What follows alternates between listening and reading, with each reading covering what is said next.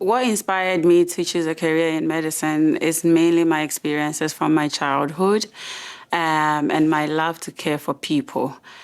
Growing up, I grew up in a farmhouse in a very underserved community back in Ghana. And I noticed that many people had untimely deaths. Some suffered from so many preventable diseases because we didn't have healthcare facilities and we didn't have enough doctors. We had to walk so far to reach hospitals. So the only people that I was exposed to were community health nurses who came to give vaccines. And at the point, I said, I want to be one of these people to be able to help my people in the community. My approach to patient care, I would say, is patient-centeredness.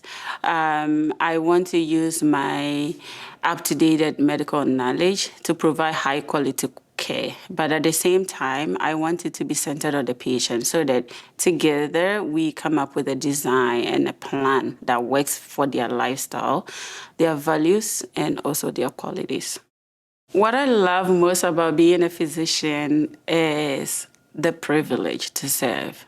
So I think sick people or anyone who is sick or seeking a physician's help is really in their most vulnerable state.